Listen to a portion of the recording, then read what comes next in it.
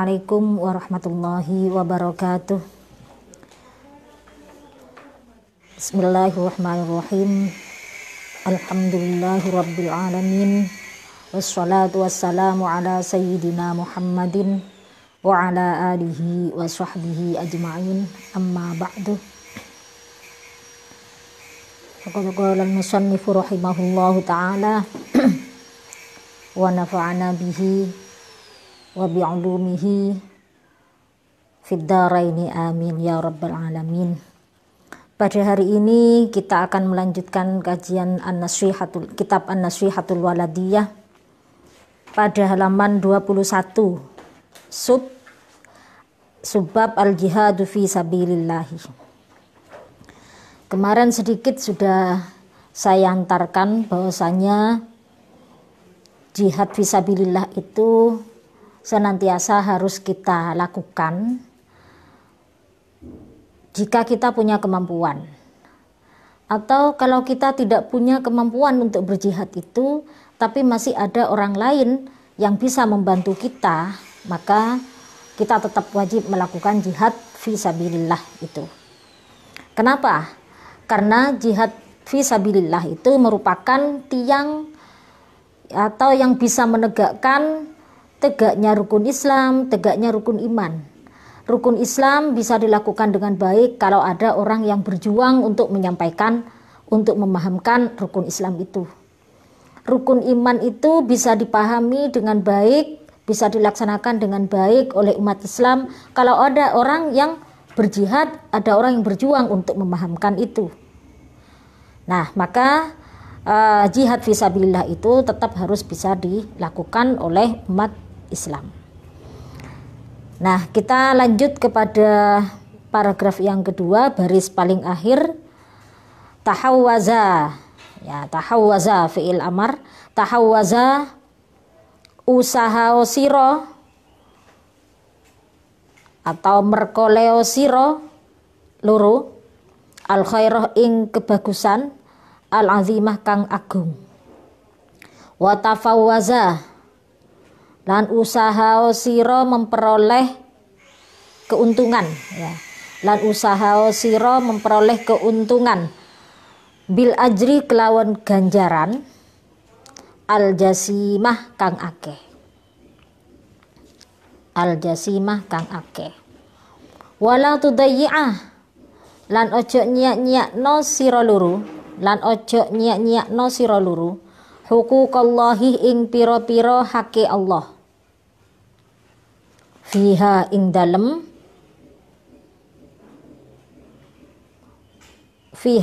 umadu faraidil Islam. Fiha ing dalem umat. Wa awamirahu lan pira-pira perintai Allah biha kelawan umat.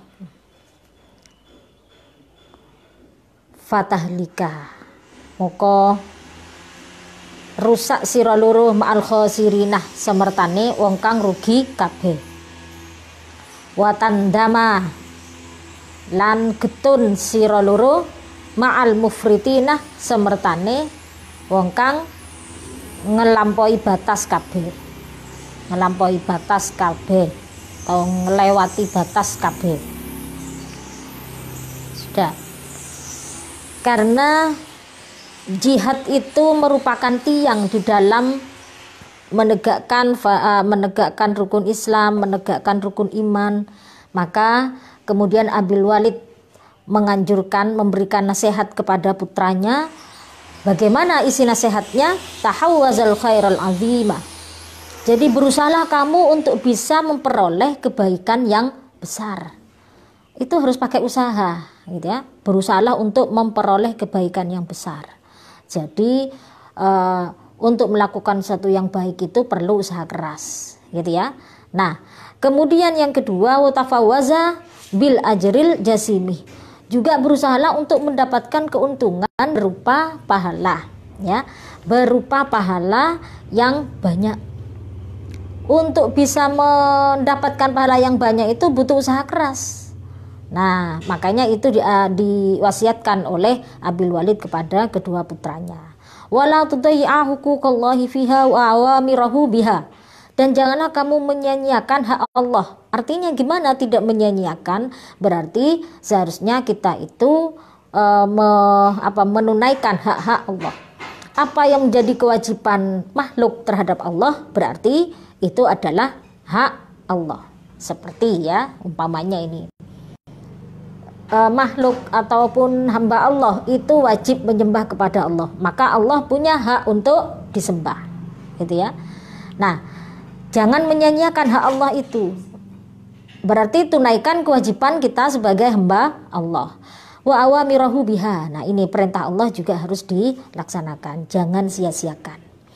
Kalau ternyata kita menyanyiakan hak Allah dan juga melalaikan perintah Allah, maka fatahlika ma'al khosirina. Kalian akan menjadi orang yang rugi dan juga orang yang menyesal bersama orang-orang yang melewati batas. Orang yang melampaui batas, orang yang lalai terhadap kewajibannya. Nah, itu akan menjadi orang yang menyesal nantinya. Jangankan menyesal di akhirat, di dunia pun pada akhirnya dia akan menyesal. Nah, maka kemudian yang penting kita lakukan adalah memperhatikan hak Allah, melaksanakan hak Allah, melaksanakan perintahnya. Ya, biar tidak menyesal dan tidak biar tidak binasa bersama orang-orang yang rugi. Gitu ya. Nah, kata mufritin di sini jadi ini sudah populer sebenarnya ya, tapi yang populer di kalangan santri itu biasanya istilahnya ifrad dan tafrid ya. Ifrad dengan tafrid itu adalah melampaui batas tadi itu. Nah, orang-orang yang melampaui batas itu adalah mufritin. Ya, ini dibentuk jamak ya. Nah, ada istilah ifrad, ada istilah tafrid. Ini sering ini diucapkan bersamaan ya, sering diucapkan bersamaan. Ifrad, al-ifrad itu wat tafrid. Ini istilah untuk mengungkapkan melampaui batas ya, melampaui batas. Talabul ilmi ya. Untuk subbab berikutnya talabul ilmi. Ini mulai dari beberapa lembar sebelumnya, ini semuanya anjuran dari Abil Walid kepada putranya, itu berupa perintah-perintah yang harus dilakukan. Nah, sekarang termasuk perintah juga ini adalah talabul ilmi, mencari ilmu, menuntut ilmu. Wa'lama lan warwa sira loro annakuma ing satuhuni sira loro iku innama tasilani angin pasteni tumeka sira loro ila ada ihadhil faraidi maring nekaaken, saya ulangi, ila ada ihadhil faraidi maring nekaaken ikilah piro-piro fardu, wal ityani lan nekaaken bima kelawan barang yalzamukuma kang wajib apa mah kuma ing sira loro, saya ulangi, bima kelawan barang yalzamukuma kang wajib kuma ing sira loro minha saking faraid ma'a taufiqillahi semertane taufiki Allah, apa pertolongane Allah, lakuma maring sira loro bil ilmi kelawan ilmu, alladzi huwa kang utawi ladzi iku aslul khairi asale kebagusan, wabihi lan kelawan ilmu ya tawassaluh bertawassul wong ilal birri maring kebagusan, ya tawassaluh tawassul wong ilal birri maring kebagusan. Fa'alaikuma maka natapono sira loro bitolabihi kelawan nyuprih ilmu. Fa innahu moko satune ilmu iku hinan kekayaan, iku hinan kekayaan, bukan ghaniyun ya, hinan kekayaan li talibihi maring wong kang nyuprih ilmu, wa izzun lan kemuliaan li hamilihi maring wong kang gawa ilmu, wa huwa utawi ilmu ma'ahadha samertane iki aslul khairi iku as-sababul a'zamu, sebab kang luwih agung ilal akhirati tumeka maring akhirat. Wabi bihi kelawan ilmu tujtanabuh, didoi bukan diidui ya, didoi apa asyubuhatu pira-pira perkara kang syubhat. Baknya dhammah apa asyubuhatu pira-pira perkara kang syubhat. Kalau mufrad baknya sukun, tapi kalau dijamakkan baknya dhammah. Ini kok kipasnya ada hidup. Kipasnya dihidupin. Dihidupin satu aja. Wa tasihhu lan asoh apa al-qurubatu. Apa al-qurubatu pira-pira peparek. Fakam min amilin, fakam moko pira atau moko pirang-pirang min amilin, moko pirang-pirang min amilin saking wong kang ngamalaken, saking wong kang beramal, yubaiduhu kang ngadohaken hu ing amil, kang ngadohaken hu ing amil apa amaluhu amale amil min rabbihi saking pengirane amil. Wa yutabu lan ditulis apa ma barang ya taqarrabu kang agawe peparek, kang agawe peparek, ya taqarrabu kang agawe peparek ya saya amil bihi kelawan ma min akbari dzambihi saking luwih gedine dosane amil. Sudah. Ini subbab tentang mencari ilmu. Abil Walid berwasiat pada kedua putranya, ketahuilah bahwa kalian itu bisa melakukan, bisa melaksanakan beberapa fardu dan juga bisa melaksanakan apa yang diwajibkan dari amalan yang fardu itu bersamaan dengan taufiknya Allah. Itu karena ilmu. Jadi ilmu itu yang membuat kita itu bisa melaksanakan kewajiban kita dengan baik. Umpamanya sholat ya. Nah, untuk bisa melaksanakan sholat dengan baik pakai ilmu. Di dalam sholat sendiri masih ada rukun-rukunnya. Nah, untuk bisa melaksanakan rukun-rukunnya itu dengan baik, itu juga dengan ilmu. Nah, kenapa kok ilmu semua kayaknya yang berperan penting gitu? Alladzi huwa aslul khairi, karena ilmu itu adalah pokok dari segala kebaikan. Gitu ya. Nah, jadi kalau kebaikan itu bisa benar-benar dilaksanakan dengan baik gitu ya, maka hendaknya didasarkan kepada ilmu. Wabihi atawassalu ilal birri, dan dengan ilmu itu orang bisa sampai kepada satu kebaikan, bisa menjadi perantara untuk sampai pada satu kebaikan. Fa'alaikuma bitolabihi, maka hendaklah kamu menuntut ilmu itu, dicari ilmunya itu. Nah, tidak usah kemudian mau melaksanakan suatu kebaikan sampai nunggu dia itu alim gitu ya. Melakukan sholat sampai kemudian dia itu benar-benar tahu segalanya gitu ya tentang ilmu agama. Ya tidak usah nunggu begitu. Nah, kita lanjut ya, bahwasanya ilmu itu juga, kenapa ilmu itu perlu dituntut gitu ya, perlu dicari. Karena ilmu itu hinan litolibihi, adalah merupakan sebuah kekayaan bagi litolibihi, bagi orang yang mencarinya gitu ya. Ilmu itu juga merupakan kemuliaan bagi orang yang memang sudah memiliki ilmu itu, dia sudah menyandang ilmu itu gitu ya. Nah, saya gambarkan seperti kalian sekarang ini sedang ngaji kepada saya, berarti saudara ini sebagai thalib, gitu ya, sebagai orang yang mencari ilmu.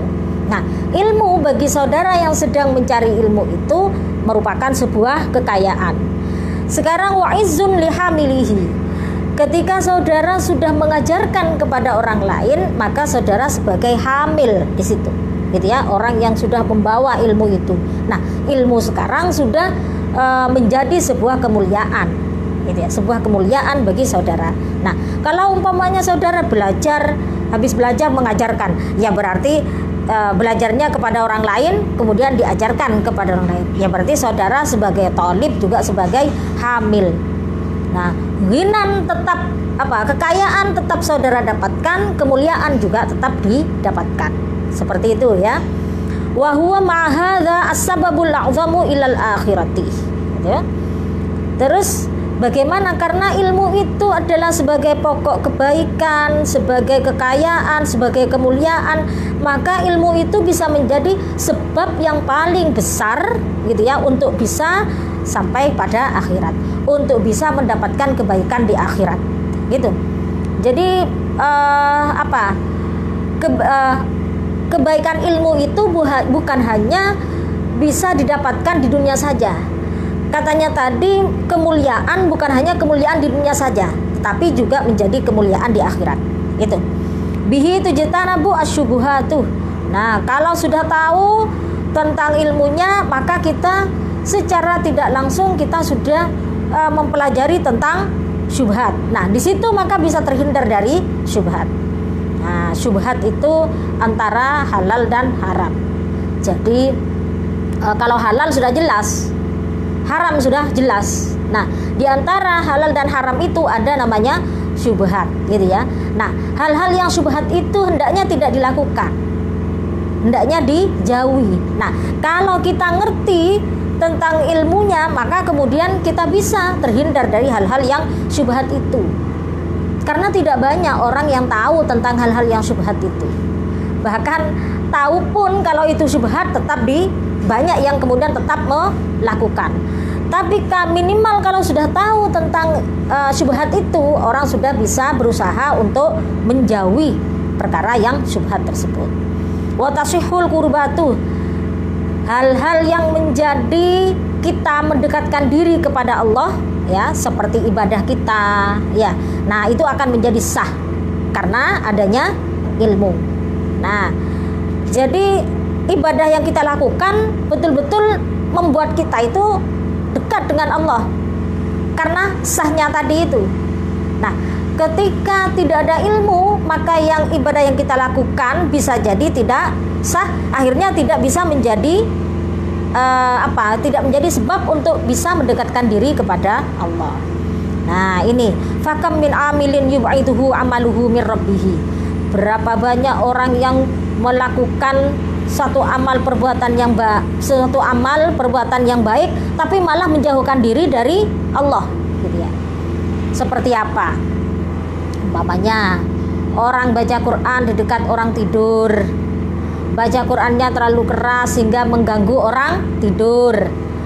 Ada orang membaca Quran dekat orang sakit, gitu ya, sehingga apa? Sehingga orang yang sakit itu terganggu atau orang yang tidur itu terganggu. Nah, ini amal baik tetapi malah menjauhkan diri dari Allah, karena Allah tidak suka dengan orang-orang yang mengganggu ketenangan orang lain, gitu ya. Kemudian berikutnya wa yuktabu ma yataqarrabu bihi min akbari dzambihi. Nah, juga ditulis, ya, ma yataqarrabu bihi min akbari dzambihi. Kadang-kadang amal yang kita lakukan ditulis oleh Allah menjadi akbari dzambihi, malah menjadi dosa yang besar. Seperti apa umpamanya, ya? Bersedekah tetapi dengan riya, gitu ya. Nah, malah tidak tercatat kebaikan dari sedekahnya, malah menjadi akbaru dzambi. Kenapa? Karena riya itu disebut dengan apa? Syirkun shahirun, syirik kecil. Nah, hal yang demikian ini kita kadang-kadang tidak sadar. Tapi kalau itu kita punya ilmunya, insya Allah selamat dari hal-hal yang seperti ini, gitu ya. Na'udzubillah min dzalik. Sudah beramal baik tapi malah jauh dari Allah. Sudah beramal baik tapi malah menjadi dosa yang besar. Gitu lah. Nah, ini kalau dengan ilmu insya Allah kita selamat dari itu. Qala dawu Allah Ta'ala kul ngucapo sira, kul ngucapo sira Muhammad ini ya, hal ana ta runabbiukum paring kabar ingsun kum ing sira kabeh bil akhsarina kelawan wong kang luwih rugi kabeh, kelawan wong kang luwih rugi kabeh amalan ing pira-pira amal. Alladzina wong akeh dollah kang kesasar apa sakyuhum usahane. Nah, dollah kang kesasar apa sakyuhum usahane ladzina fil hayatid dunya ing dalem kehidupan dunia. Wahum yahsabuna wahum utawi asaladzina iku yahsabuna mengira ya alladzina annahum ing satuhune ladzina iku yuhsinuna agawe bagus ya ladzina iku yusinuna agawe bagus ya ladzina sun'an ing penggawean. Surat Al-Kahfi ayat 103 dan 104.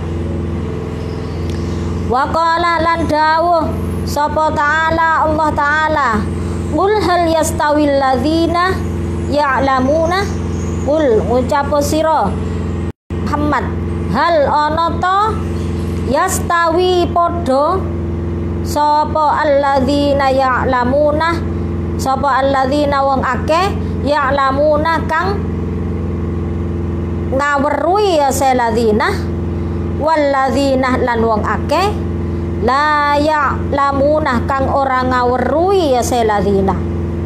Innama yatadzakkaru angin pasteni iling sapa ulul albabi pira-pira wong kang anduwene akal. Surat Az-Zumar ayat 9. Wa qala lan dawu sapa ta'ala Allah ta'ala innama yakhsha angin pasteni wedi Allah ing Allah min ibadihi saking pira-pira kaulane Allah sapa al ulama'u pira-pira wong kang alim, sapa al ulama'u pira-pira wong kang alim. Surat Fatir ayat 28. Wa qala lan dawu sapa Allah taala yarfa'illahu alladzina amanu. Ini asalnya yarfa. Sebelumnya ayatnya panjang ya. Yarfa di sini menjadi jawabnya amar ya. Makanya yarfa apa? Moko ngangkat sapa Allahu Allah alladzina ing wong akeh amanu kang beriman kabeh mingkum saking sira kabeh walladzina lan wong akeh utu kang ditekani ya seladzina al ilma ing ilmu darajat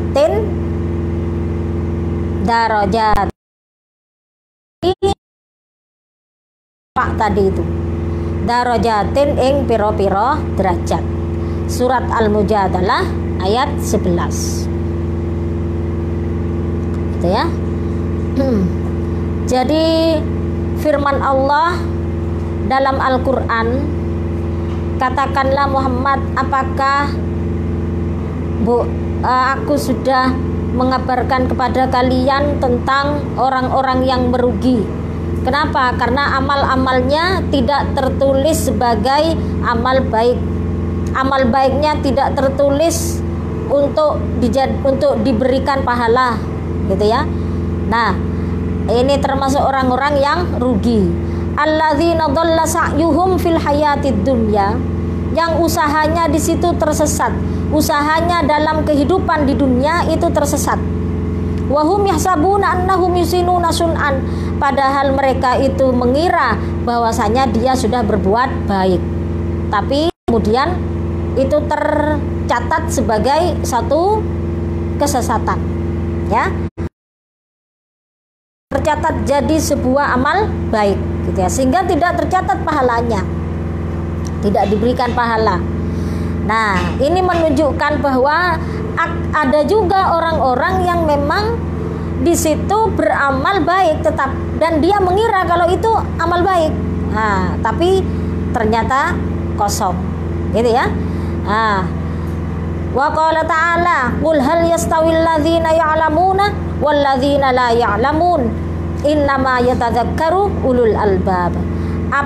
Katakanlah, apakah sama orang yang berilmu, orang yang mengetahui, dan orang yang tidak mengetahui, ataupun dan orang yang tidak berilmu? Ini apanya adalah tidak sama. Orang yang berilmu dengan orang yang tidak berilmu ya tidak sama. Innama yatadzakkaru ulul albab, ya. Ulul albab itu satu istilah ya untuk mengungkapkan orang-orang yang berakal, ya, orang-orang yang menggunakan pikirannya. Maka kemudian ulul albab itu mengandung 3 komponen ya. Jadi apa? Zikir, fikir, amal soleh. Nah, zikir, fikir, dan amal soleh. Jadi tidak sembarang orang disebut dengan ulul albab itu. Nah, kalau dia zikirnya bagus, artinya ibadahnya bagus, ya. Kemudian fikir, ya. Kemudian dia itu berarti memiliki ilmu yang bagus. Jadi ibadahnya diimbangi dengan pengetahuannya, zikirnya diimbangi dengan fikirnya, ya. Jadi ada daya zikir, ada daya fikir. Nah, dia sama-sama kuat. Kemudian bukan hanya ibadah mahdoh saja, ya, bukan hanya dia alim saja, tetapi dia juga beramal soleh. Nah, baru kalau ada 3 unsur ini atau 3 komponen ini, kita menyebutnya sebagai ulul albab, gitu ya. Nah, otomatis sekarang ya penjelasan ini mendukung penjelasan sebelumnya, qul hal yastawil ladzina ya'maluna ini, gitu ya. Sangat terkait, ya, sangat terkait. Satunya berilmu, satunya tidak berilmu. Ini sudah jelas tidak sama. Sudah jelas tidak sama.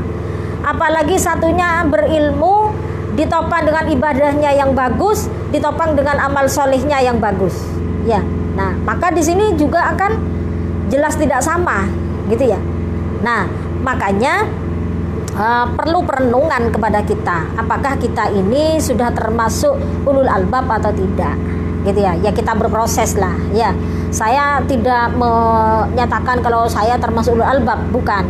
Tetapi paling tidak ini jadi bahan koreksi kepada kita, apakah pantas disebut dengan ulul albab ini atau tidak, gitu ya. Karena 3 komponen itu yang harus dipenuhi untuk bisa disebut ulul albab. Wa qala ta'ala innama yakhsyallaha min ibadihil ulama. Ini kalau anak-anak masih belajar kadang-kadang keliru ini. Dikira Allahu yang jadi fa'il, al ulama yang jadi maf'ul bih. Ini sangat terbalik pemahamannya, ya. Kenapa? Karena kita memberikan memberikan makna itu adalah dari fa'ilnya dulu, gitu ya. Berarti siapa? Hanya ulama lah yang takut kepada Allah, ya. Hanya ulama lah yang takut kepada Allah dibandingkan dengan hamba-hamba yang lain, gitu ya. Nah, kenapa?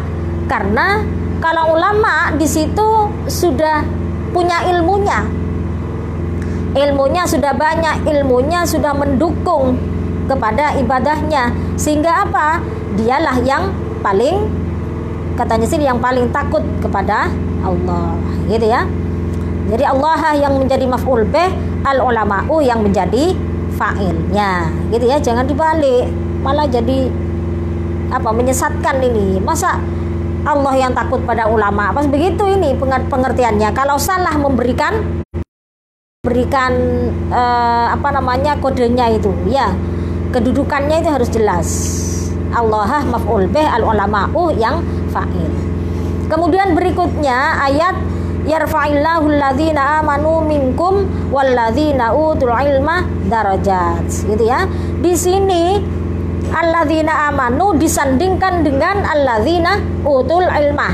Artinya orang yang beriman disandingkan dengan orang yang berilmu. Ini kedua-duanya berarti penting untuk bisa diangkat derajatnya. Jadi Allah itu mengangkat derajatnya orang yang beriman yang sekaligus juga memiliki ilmu. Ya, sekaligus ini. Beriman saja tidak diangkat derajatnya, yang punya ilmu saja juga begitu, tanpa iman juga tidak diangkat derajatnya. Ini kedua-duanya, gitu ya. Beriman plus punya ilmu, gitu ya. Nah, seperti itu. Jadi kalau hanya orang itu beriman saja tapi tidak berilmu, dia tidak tahu apa yang bisa dia lakukan, gitu loh. Tidak tahu. Orang yang berilmu kemudian dia tidak beriman, maka ilmunya menjadi membahayakan orang lain. Nah, makanya harus berjalan seiring bersamaan, ya. Orang yang beriman dan orang yang berilmu, itu dua-duanya ya, beriman dan berilmu itu penting untuk bisa diangkat derajatnya oleh Allah. Lanjutannya, fadailul ilmi. Apa ini? Beberapa fadilahnya ilmu. Nah, beberapa fadilahnya ilmu. Wal ilmu utawi ilmu iku sabilun dalan, iku sabilun dalan. La yufda kang ora diarahaken sapa bisahibihi kelawan wong kang anduwene ilmu illa ila sa'adati angin marang kebahagiaan. Wala yuksaru, saya ulangi, wal ilmu tawi ilmu iku sabilun dalan la yufda kang ora diarahaken sapa bisahibihi kelawan wong kang anduweni ilmu illa ila sa'adati angin marang kebahagiaan. Wala yuksaru lan ora dipalingkan sapa bihi kelawan sahib andarajatir rifati saking derajat luhur wal keluhuran, saking derajat keluhuran wal karomati lan kemulyaan. Qaliluhu utawi sithike ilmu iku yanfa'u paring manfaat atau manfaati ya ilmu. Wa kathiruhu utawi akeh ilmu iku yu'li ngeluhuraken ya ilmu wa yarfa'u lan ngangkat ya ilmu. Kanzun ini khabar kedua dari wal ilmu. Di depan tadi ada wal ilmu sabilun ya. Nah, atau dibuat lagi kanzun yaiku, gitu bisa. Jadi yaiku kanzun, harta simpanan. Kanzun simpanan saja atau harta simpanan bisa. Yazku kang berkembang kanzun, yazku kang berkembang kanzun ala kulli halin ingatase sekabehane tingkah. Wayak suruh lan akeh kanzun ma'al infaki semertane ngewehaken. Wala yagusibuhu lan ora gosop hu ing kanzun sapa gosibun wong kang gosop.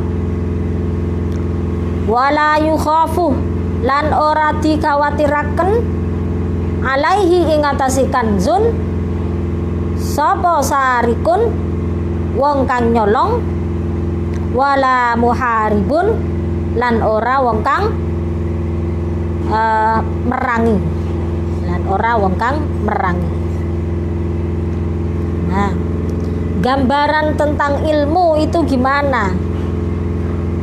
Jadi fadilahnya ilmu itu memiliki keutamaan apa saja? Nah, yang pertama, ilmu itu merupakan jalan yang mana orang yang memiliki ilmu itu diarahkan kepada suatu kebahagiaan. Ya. Jadi sudah otomatis kalau orang punya ilmu itu hidupnya akan menjadi bahagia, karena katanya barusan mesti diarahkan pada suatu kebahagiaan. Ini orang yang memiliki ilmu. Yang kedua, orang yang memiliki ilmu itu tidak akan dipalingkan dari derajat yang tinggi dan derajat yang mulia. Berarti pemahamannya, orang yang punya ilmu itu mesti nanti memiliki derajat yang tinggi dan juga memiliki kemuliaan. Qaliluhu yanfa'uh, memiliki sedikit ilmu saja itu sudah memberikan manfaat, ya.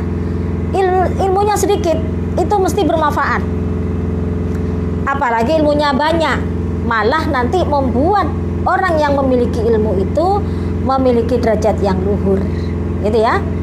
Nah, berikutnya, ilmu itu juga merupakan kanzun yazku ala kulli halin. Kanzun adalah simpanan, ya. Jadi simpanan yang di situ terus berkembang. Ada sebuah kalau orang nabung itu punya ada deposito, ya. Ada deposito di situ yang terus berkembang, ya. Ala kulli halin, dalam segala hal. Jadi tidak usah khawatir, ya. Gimana ini? Kalau ilmu dianggap sebagai simpanan, umpamanya harta simpanan, ya wis umpamanya sampai mau ngalah, tidak apa-apa, wis saya tidak punya harta simpanan. Nah, jangan seperti itu. Kenapa? Karena harta simpanannya ini tidak sembarang barang simpanannya ini tidak sembarang barang simpanan. Tidak seperti harta yang kita simpan di bank, uang yang kita simpan di bank, atau seperti harta yang kita simpan dalam lemari, gitu ya. Tidak sama seperti itu. Tidak samanya gimana? Wa yaksuru ma'al infaqih. Apa katanya di situ? Di harta simpanan itu menjadi banyak ketika diberikan kepada orang lain. Sampean umpamanya sekarang belajar ke saya, an-nasihatul waladiyah. Nah, mungkin kalau belajar sampean hanya mendengarkan saya memberikan makna, habis itu mendengarkan apa yang saya sampaikan. Tapi kalau sampean mengajarkan kepada orang lain, sampean mesti belajar lebih banyak lagi. Tidak hanya terpancang kepada yang saya sampaikan, mesti masih buka referensi lain lagi untuk kemudian bisa menyampaikan lebih bagus. Seperti itu. Maka katanya di sini, ilmu itu akan menjadi banyak ketika diberikan kepada orang lain, gitu ya. Nah, karena mesti akan lebih berusaha untuk memperbanyak terus, gitu. Wala yusibhu wasibun, dan dia juga tidak akan pernah digosok oleh orang lain. Nah, kalau sekarang ya, semua buku biasanya di buku-buku itu ada tulisannya, dilarang mengcopy, gitu ya. Dilarang apalagi mengambil hak cipta orang lain, gitu ya. Nah, kemudian kok ternyata ada orang yang mengcopy, gitu ya. Mungkin ada orang yang mengambil hak ciptanya, gitu ya. Nah, ya sih, mungkin itu masih bisa diambil oleh mereka, ya. Tetapi ilmu dalam diri kita yang mengarang itu tidak mungkin hilang. Maka katanya tadi tidak mungkin bisa digosok, ya. Kenapa? Kalau yang tertulis itu mungkin bisa saja itu digosok oleh orang lain, kitabnya bisa dibawa oleh orang lain, tetapi ilmu pengarangnya tidak bisa diambil oleh orang lain, Itu pemahaman dari wala yausibuhu ghasibun. Ya. Toh yang tertulis itu hanya ungkapan dari ilmu yang ada di dalamnya saja. Dan belum tentu yang ditulis itu mewakili semua ilmu yang ada dalam dirinya. Semua ilmu yang ada dalam dirinya mungkin bisa lebih dari apa yang ditulis gitu loh. Maka tetap la yausibuhu ghasibun. Tidak mungkin ada orang yang menggosok. Wala yukhafu alaihi sarikun. Tidak usah khawatir ada orang yang mencuri. Nah, boleh mungkin mencuri hak cipta, mencuri karya gitu ya.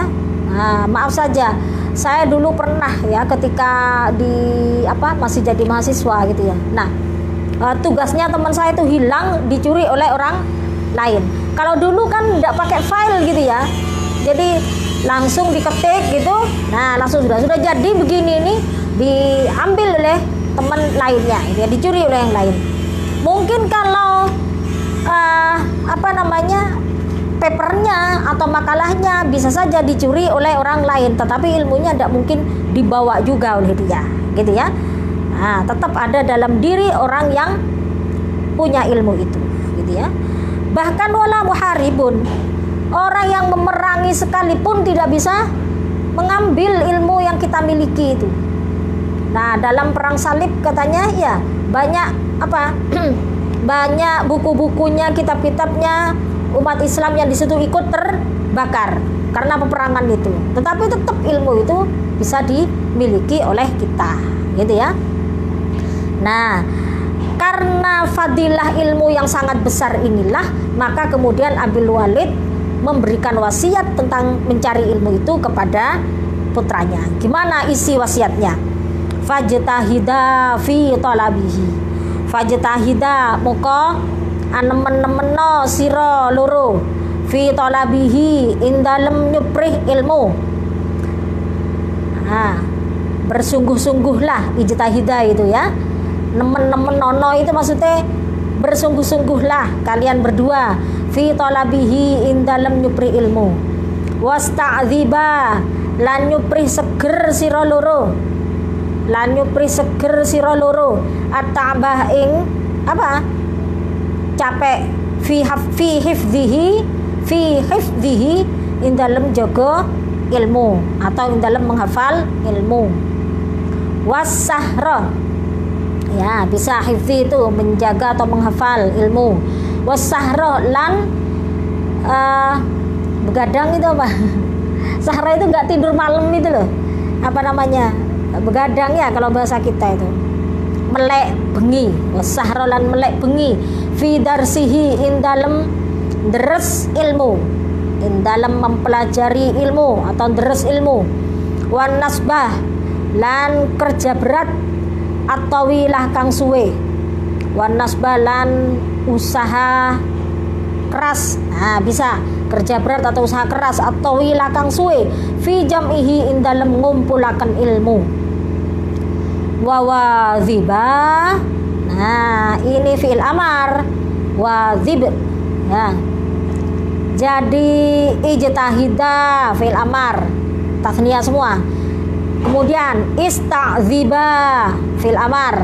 Sekarang yang ini wadhiba, ya tasniyah semua itu. Gimana maksudnya wadhiba? Ngerjakno kelawan teratur sira loro. Ngerjakno kelawan teratur sira loro. Ala taqyidi. Saya ulangi ya, ngerjakno kelawan teratur sira loro. Ala taqyidihi ing atase nulis ilmu wa riwayatihi lan nyeritaaken ilmu. Summan takila. Nah, fi'il amar lagi. Summan takila. Moko kari-kari pindhao sira loro. Pindhao sira loro ila fahmihi maring mahami ilmu wa dirayatihi lan menganalisis ilmu. Wa dirayatihi lan menganalisis ilmu. Jadi ini pesannya Abil Walid kepada putranya. Saking besarnya fadilahnya ilmu, maka yang dipesankan pertama fajtahidu fi talabihi. Gimana? Bersungguh-sungguhlah dalam mencari ilmu, dalam menuntut ilmu. Iya, jangan dibuat santuy kata anaknya sekarang. Nah, terus dibuat santai aja, kapan dapatnya? Gitu. Ya diseriusi mencari ilmu itu. Kalau tidak, itu ya saya sering ini sama anak saya yang kecil yang saya sampaikan gini. Kalau nggak serius cari ilmu, ya ilmunya nggak serius juga masuknya ke kita. Gitu loh. Kalau kita santai mempelajarinya, ya ilmunya santai juga masuk sama kita. Bahkan bisa saja tidak masuk sama sekali ilmunya. Nah, tergantung gimana kita, sikap kita dalam mencari ilmu itu.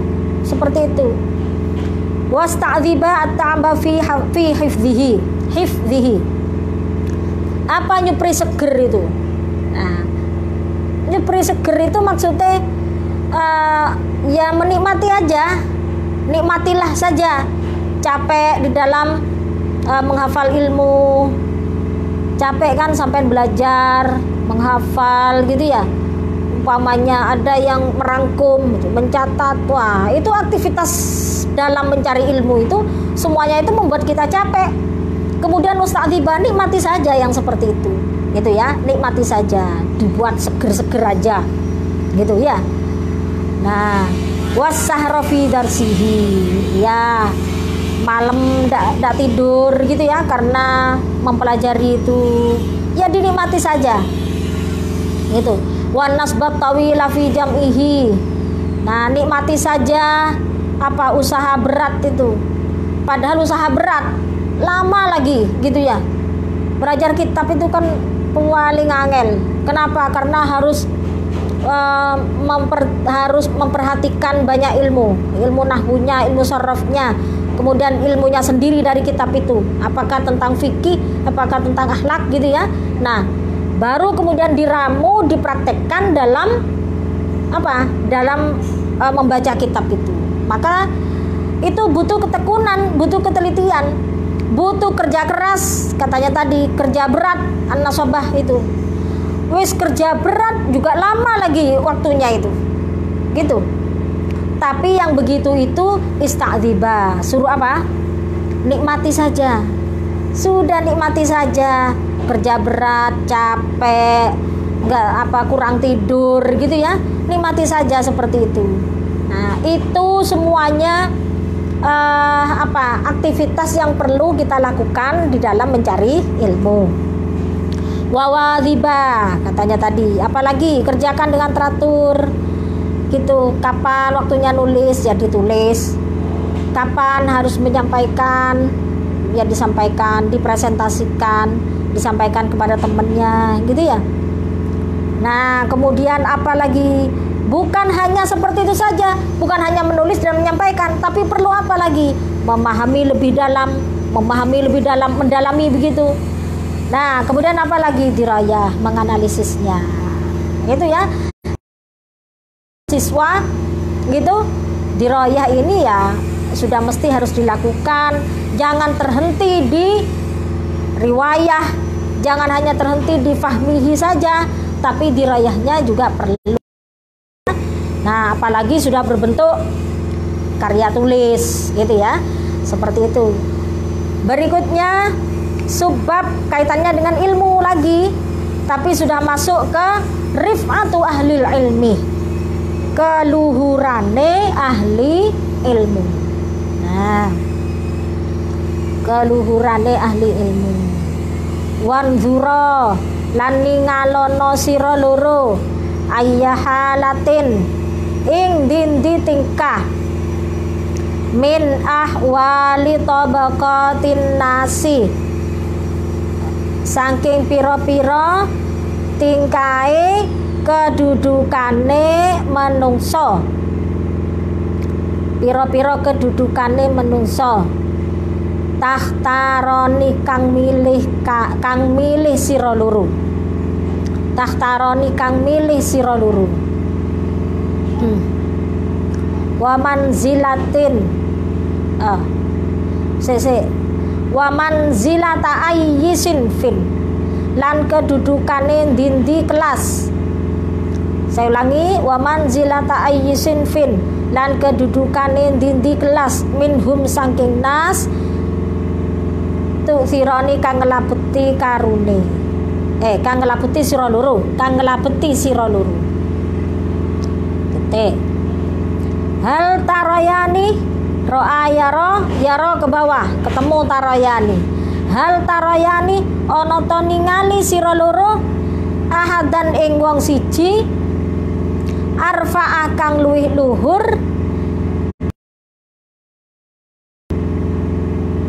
pertingkai minal ulama tinimbang ulama, wa afdalah lan luwih utama, wa afdalah lan luwih utama apane manzilatan kedudukane minal saking pira-pira wong pinter.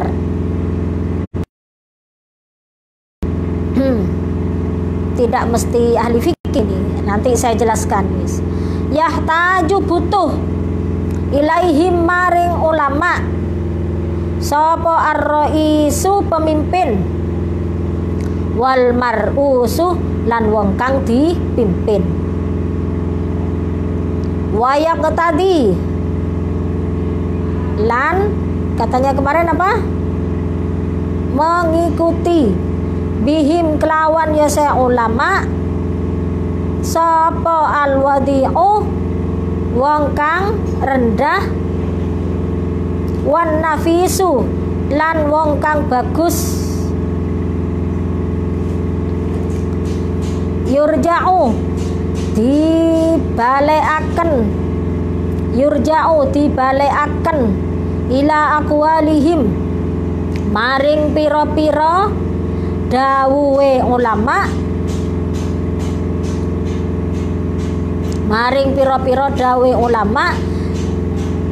apa fi umurid dunya ing dalem pira-pira perkarane dunya, wa ahkamiha lan pira-pira hukume dunya, wasihhati uqudiha lan asoe pira-pira akade dunya, wa biyaatiha lan pira-pira jual beline dunya.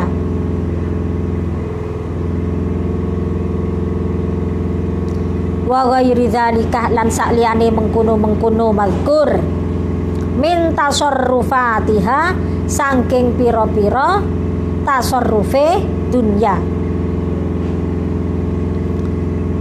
Wa ilaihim lan maring ulama yulja'u disendenaken yulja'u disendenaken apa fi umuriddini ing dalem pira-pira perkara agama, wa malan barang yalzamu kang wajib min sholatin saking sholat, wa zakatin lan zakat. Ini bayane ma min sholatin nyatani sholat gitu.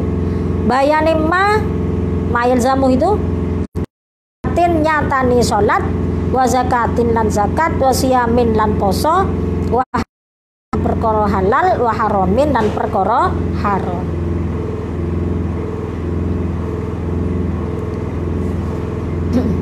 Summa ma'adzalika moko kari-kari iku semertane mengkono-mengkono mazkur, moko kari-kari iku semertane mengkono-mengkono mazkur, assalamatu utawi keselamatan minat tabiati saking pira-pira pertanggungjawaban, saking pira-pira pertanggungjawaban. Nah, berikutnya wal huzwatu atofnya kepada salamatu, bukan kepada tabiati. Wal hudwatu atau wal hidwatu, bisa dua bacanya, dhammah atau kasroh haknya itu. Wal hudwatu lan kedudukan inda jami'i tabaqati insan dinge sekabehane piro-piro tingkatan atau kedudukan, sama ya. Sudah. Subbab yang ini menjelaskan tentang keluhuran dari orang yang memiliki dunia, memiliki ilmu, ya. Ilmu itu punya keluhuran tersendiri. Maka kemudian Abi Walid memberikan penjelasan, memberikan wasiat, ayo anakku, perhatikan kondisinya ataupun kedudukannya orang-orang itu. Nanti mana yang kamu pilih, gitu ya.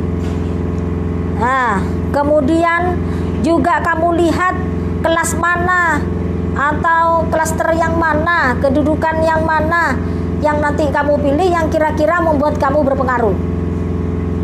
Ya. Jadi ini berarti ada ruang kehidupan yang harus kita masuki. Semuanya orang itu seperti itu. Umpamanya, oh nanti saya mau fokus, umpamanya ya, memfokuskan diri saya nanti untuk kerja di mana, kerja di penerbitan umpamanya. Oh nanti saya mau meneruskan ini saja, maunya perjuangan sekolahnya ayahnya umpamanya. Nah, ini ada memang ruang kehidupan yang mau dimasuki, ya. Ada posisi yang mau kita raih, ya. Ada yang posisi yang mau kita duduki, gitu. Nah, setelah itu kita pilih bagian yang mana, gitu ya. Nah, kenapa kok seperti itu? Karena nanti kalau sudah jelas arahnya kemana, usaha kita akan jelas juga, gitu ya. Nah, sebaik-baik manusia itu adalah khairun nas anfa'uhum linnas, kan begitu. Sebaik-baik manusia itu adalah orang yang bermanfaat bagi orang lain. Nah, kita harus ambil posisi untuk bisa menjadi orang yang bermanfaat bagi orang lain, gitu. Kita harus masuk ke ruang kehidupan yang mana untuk bisa bermanfaat pada orang lain, gitu loh. Nah, makanya ini juga diajarkan oleh Abdul Walid kepada putranya, gitu ya. Kemudian hal taroyani ahadan arfa'ahalan minal ulama'i, tapi kamu lihat aja apakah ada ndak, gitu ya, satu kedudukan yang di situ lebih luhur daripada ulama. Apakah ada suatu kedudukan yang situ lebih utama, lebih mulia daripada fuqaha, ya. Nah, kalau dulu ilmu ilmu agama itu, gitu ya, ilmu agama itu jadi satu kesatuan, ya. Nah, jadi satu kesatuan. Jadi seorang ulama itu kemudian ahli dalam beberapa bidang ilmu itu, gitu ya. Nah, kemudian beberapa abad kemudian di abad kedua ini, di abad kedua Hijriah itu kemudian ilmu itu dikelompok-kelompokkan. Ada ilmu tasawuf, ada ilmu nahwu, ada ilmu fikih, begitu, ya. Nah, semula istilah fuqaha itu pokoknya ahli ilmu agama, itu namanya fuqaha. Nah, tapi berikutnya ketika ilmu itu dikelompok-kelompokkan, kemudian ada tersendiri ilmu fikih. Nah, kemudian fuqaha itu diistilahkan dengan ahli fikih, gitu ya, beberapa orang yang ahli fikih. Nah, yang dimaksud di sini ini adalah orang yang memiliki ilmu agama secara umum, bukan hanya ilmu fikih, gitu ya. Fuqaha yang dimaksud di sini. Nah, jadi Abil Walid membuka mata putra-putranya untuk kemudian bisa melihat, ayo siapa yang lebih mulia dari para ulama, siapa yang lebih mulia dari para orang-orang yang pintar ilmu agama, gitu ya. Nah, kemudian yahtaju ilaihim ar-ra'isu wal mar'usu, para pemimpin dan bahkan juga orang yang dipimpin itu mesti butuh kepada ulama. Para pejabat juga butuh pada ulama. orang yang dari yang rendah kepada yang tinggi kedudukannya, ya. Orang yang bagus, orang yang tidak bagus akhlaknya sampai orang yang bagus butuh kepada ulama. Nah, yurja'u ila aqwalihim, ucapannya itu bisa menjadi rujukan, ya. Ucapannya ulama itu jadi rujukan dalam urusan dunia dan bahkan memutuskan suatu hukum dalam kehidupan di dunia, ya. Jadi rujukan itu yurja'u ila aqwalihim itu, ya. Ucapannya ulama menjadi rujukan, ya, dalam urusan dunia dan hukum-hukum yang diputuskan di dalamnya. Juga ucapan ulama itu menjadi rujukan di dalam sahnya akad, ya, akad yang terjadi dalam urusan dunia, akad yang ada dalam urusan dunia. Dan juga bi'at, ya, apa ini? Transaksi jual beli. Ini kata bai'un itu bai'un itu diistilahkan sama dengan bai'atun, ya. Tetapi begini, di bahasa Indonesia itu kan ada beberapa istilah, ya, ada konotatif, ya, ada apa? Denotatif kan gitu, ya. Nah, kata bai'un itu artinya yang biasanya kita sebut apa? Jual beli, ya, kita artikan jual beli. Bai'atun kita mengartikan bai'at, ya. Nah, sebenarnya kata bai'un dengan bai'atun itu sama. Bai'atun itu, ya, bai'atunnya ini bisa diartikan jual beli, bisa juga diartikan bai'at, gitu, ya. Nah, bahasa Indonesia mengadopsi dari bahasa Arab, kata bai'at itu mengalami penyempitan makna. Akhirnya menjadi apa? Bai'at itu diartikan sumpah setia itu, ya kan? Sumpah setia sebagai apa? Pengurus gitu, ya. Nah, itu bai'at istilahnya. Nah, dalam bahasa Arab pun bai'at itu juga dua penggunaan. Bai'at dalam arti jual beli, bai'at dalam arti sumpah setia tadi. Maka ada istilahnya bai'atur ridwan, ya. Di sejarah itu kan bai'atul aqabah, ya. Nah, itu artinya apa itu? Sumpah setia. Sumpah setia itu artinya. Jadi di sini yang kita ambil bi'atun itu jamak dari bai'atun, tapi dalam arti transaksi jual beli, ya. Transaksi jual beli. Nah, seperti itu, ya. Jadi sahnya beberapa akad, beberapa transaksi, dan bahkan transaksi jual beli di dalamnya itu juga yang menjadi rujukan adalah ucapannya siapa? Ulama. Nah, ada MLM, ya, multi level marketing.